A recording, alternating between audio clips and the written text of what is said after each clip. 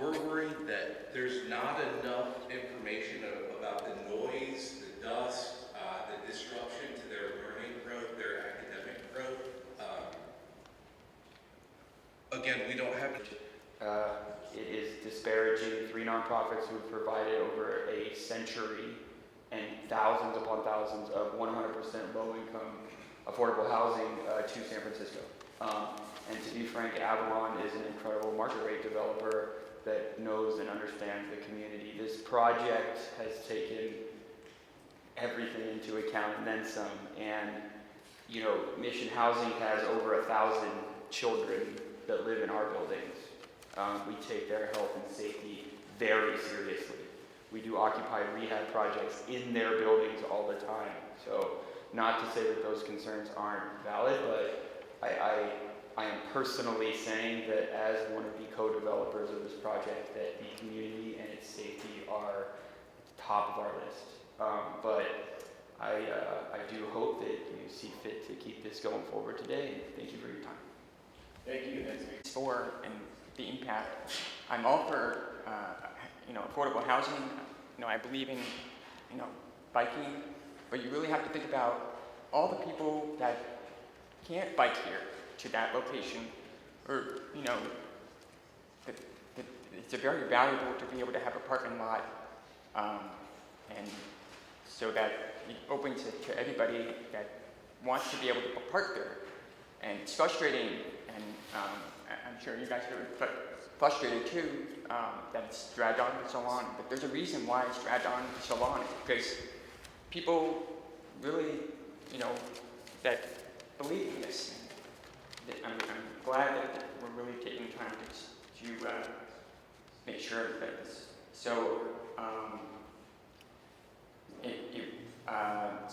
And also that I'm also disabled, and so we have to think about the mobility of people that need to be able to get to campus to get to class on time. Obviously, everybody knows that parking is very limited. So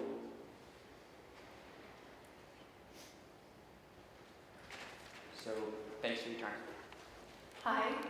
Sorry, I'm a little nervous. This is my first time at any of these meetings, and watching other people speak, it's incredibly inspiring. Sorry. My name is Jess Wynn, and I've been a student since January 2018, and a proud recipient of Free City. I'm incredibly grateful for the opportunity to change my life and my career, and I use the platform to help protect the access for future students. I would like to echo the student disability advocate, Brad, for his statements on the already lack of available parking for disabled students. The parking lot is not just parking, it's a representation of students. Students carpool. They work 2 or 3 jobs just to come to school. Free City is their only option to go and actually get to the next level. They can't afford to even live. I've heard the picture shown in the developer's plan of the land in question, showing the CCSF bottom lot as being underutilized. The photo was said to be taken on a Sunday. I don't know about you, but we don't offer many Sunday classes at our school or on Ocean campus. The library isn't even open.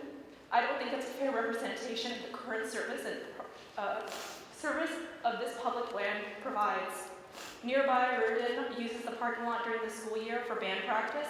The upper CCS lot is filled by 10 a.m. and the Balboa Reservoir public land has been essential for students. Students have been posting videos on Twitter of the Balboa Reservoir being occupied by students at CCSF Student Says, #CCSF bottom lot, and CCSF Says. Students are going to experience the pain, and it's going to affect the success of the community. Neighborhoods are flooded with cars, and if students are rushing to find parking in residential surrounding areas, then you're going to increase the risk of pedestrian fatalities. SF is known as a premier city. During the transit week, Associate Students surveyed students on their Muni commute to school. One tweeted results show that a large number of students take over an hour to get to school on Muni. Students commute over an hour just to come here to learn, and it's not a surprise that veteran students come in droves to San Francisco. The education at a higher rate of reimbursement encourages them to come all the way from Hollister, Joshua Tree, Stockton, Sacramento, just to go? Where will students go? Pushing the responsibilities, pushing the burden on neighbors seems irresponsible. Is this the absolute best use of the land? The school isn't perfect. It had 7 to 8 chancellors in the last decade. I question its management of money and how the CCSF transportation report represented students. I've sat on the land, I've organized, I've advocated, and I've talked to students for hours at a time. 70% of the CCSF teaching staff are now part-timers. Their salaries won't even cover affordable housing that Avalon plans to build. Sorry, thank you for your time. Well, my name is Michael Evans. I come to you as a student of City College, former city planner, former administrator of a major university in the city, and a person who lives in a walkable neighborhood. The access from my walkable neighborhood to City College is accomplished by rapid transit. Rapid transit in San Francisco is getting in a car, driving twice as far in half the time as you can get on Muni or BART, and getting to your destination, doing your business, and then departing on your next rapid transit journey. That parking lot is more than a piece of asphalt. It's kind of like folks would call the runways at San Francisco Airport parking lot, without any context in terms of the cultural and social and economic value of that property. It's not a parking lot. It's a transit stop for people shopping and experiencing the educational opportunity that City College provides. We've heard remarks about zoning. This project's going to require a zoning change. Spot zoning is the substance of federal lawsuits.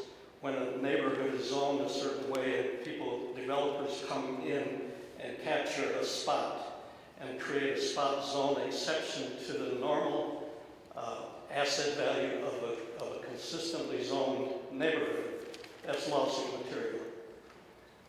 This group who are opposing this project, I'd like you to look at the diversity of the group and then compare that with the diversity of this panel, and then compare that with the diversity of the project sponsors who can't find a person who looks like me to support the project.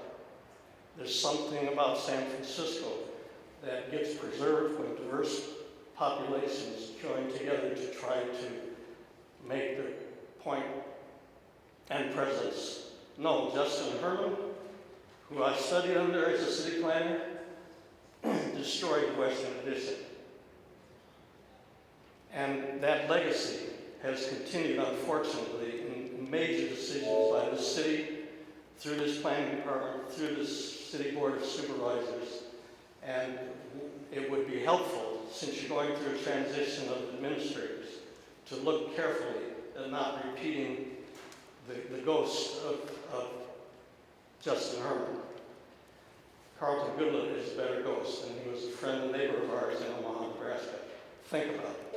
Hi, my name is Vicki. I'm a student at City College, and I'm here to represent a lot of those who couldn't come with me. If you can imagine the 20,000 students who will be impacted by this, who are currently enrolled at City College.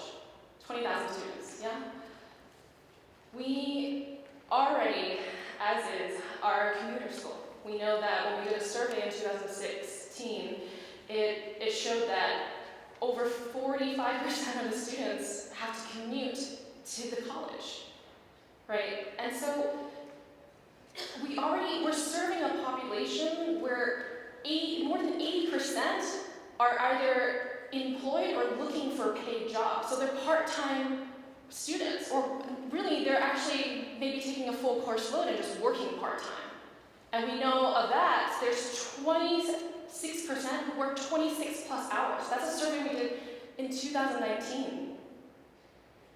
So if we're thinking about the population that we serve at City College, how they live in the intersections of being marginalized, having disabilities, being of color, being trans, they're probably the ones who are working these jobs. So if you're if you're taking away access, physical access to education, where they have to transport themselves to the college, we're probably not going to have the same level of enrollment. These students won't have access to educations. Is that something we're ready to take away from people? From a population that's already marginalized? And I would say, I am all for affordable housing. I grew up living in Section 8. Yeah, and to me, this plan is not aggressive enough. I'm sorry, it's public land. 100% of it should go to affordable housing. We know that the cost of land in San Francisco is incredibly high. Why would we take public land and privatize it? We should be asking for a more aggressive plan. If anything, to expand access to education, to provide affordable housing to students, to faculty. Unless we're addressing their ability to access education, then I'm sorry, this plan is just not good enough. Thank you. Hi, my name is Sophie Sapphire. I was born and raised in San Francisco, and I've been a City College of San Francisco student since 2012. I recently moved near campus so I can walk to school, but for 7 years I had to drive, and that was living in the city. I lived in the outer Richmond, and to take a bus from there to City College takes an hour and a half. That's the time it takes for me to walk out of my house until I'm in my classroom. And that was what it was like for me. So, like Vicky said, over 40% of students who go to City College commute. And for those 7 years that I drove to school, I always had to drive straight down to the lower lot, the location that is in question, because the upper lot is always full. And as the years have progressed, this has only continued to get more and more severe. There is no access to parking on campus, and frankly, it's a necessity for many of these students who do work part and full-time jobs like myself to be able to attend school. Furthermore, there are not going to be enough units in this building for students to be able to access them. It's public land and it should be only 100% affordable. And if that can't be, then the situation that we have currently with the available parking is the best situation for the students. That's all. Thank you. Hi, I'm Lynn Kaufman, and I've been a teacher at City College for 36 years. You know, San Francisco has always prided itself on its commitment to social justice and equity. To that end, the city is undertaking an effort to train its decision makers to be more sensitive and aware of social justice. In fact, I know that on September 26th, you, the Planning Commission, are scheduled to participate in a racial and social equity training. In light of this, and in light of the fact that the draft environmental impact report states the need to develop the reservoir in a manner that will best benefit the neighborhood, the city, and the region as a whole. In light of these things, I ask you to consider the social justice aspects of the proposed Balboa Reservoir project with respect to housing, education, and labor. Housing. This project is not addressing the real crisis in San Francisco. It's not addressing the affordability crisis of housing. Public land should be kept in public hands for public good, and it should only be used for 100% deeply affordable housing on the Balboa Reservoir. It certainly should not be given over to a private developer whose CEO makes $7 million a year. With regards to education, this project will limit student access to higher education by allowing the developer to remove their transportation options before another viable ones are put into place. I want to put this picture here because you see so many pictures of this parking lot that are completely empty. We need to have a counterbalance. Now, of course, it's not always this full, but it's more toward this end of the spectrum than the empty lots that you see in the developer's promotional materials. Lastly, the social justice aspect with regard to labor. In the January 9th, 2018 San Francisco County Transit Authority meeting, where the TPM was passed, Melina Cohen says this, quote, "I believe that Avalon Day will create a lot of problems for us." Thank you, ma'am. I apologize. Yeah. Those of us that have relationships in labor, many times they have come here, our labor partners, have come here raising concerns that they haven't hired union labor to do the job. Any project built in San Francisco, and especially one on public land, should be mandated to use local union labor. Collins semi-signed. This is prepared. The SCIR states that transit delay induced by the Balboa Reservoir project will be insignificant, but this conclusion is based on a completely arbitrary and unauthorized definition of delay on the part of the consultants. The median on-time performance standards allows for a 4-minute delay for an entire route. But the 43 Masonic travels from Balboa Reservoir along Frida Kahlo Way to Balboa Park in 7 minutes, using the consultant's redefinition of transit delay. Additional delays of up to 4 minutes in just 3 segments, resulting in a travel time of 19 minutes, 171% increase. From any perspective, whether legal, ethical, or engineering, this is wrong. The SCIR is in error in using this faulty and valid method of determining transit delay. So, as for me, I am an electrician, construction electrician. We build things, and I'm not against development. I'm totally in the bag for City College and for diversity and for truly deeply affordable housing. Also, I'm a small-time landlord, but this is luxury housing. Can we stop pretending that this is LA? We can't cram an infinite number of people into a 7 by 7 square mile city, you know, at the expense of a quiet residential neighborhood and a college that's serving working class and poor people and many people. And can we stop pretending that gentrification on steroids is helping anyone? As my friend Michael hinted, what happened in the Fillmore district with a bulldozer is being done now with gentrification. Some call it ethnic cleansing, some call it bleaching. And can we stop pretending that the Orwellian terms we're using are accurate, that up to 50% affordable housing is 50%. Macy's is having a sale, up to 50% off. Good luck finding anything that's 50% off. Up to means less than, okay? Now, $140,000 a year is affordable for a single person for housing? Oh, please. $4,000 a month for an Avalon Bay 1-bedroom apartment is affordable? Oh, please. Transit rich is just a substitute for we're not going to plan, budget, or spend for muni. I talked to Carmen Chu. Developer money is rolling in, and you can afford to subsidize housing. Thank you. Good afternoon.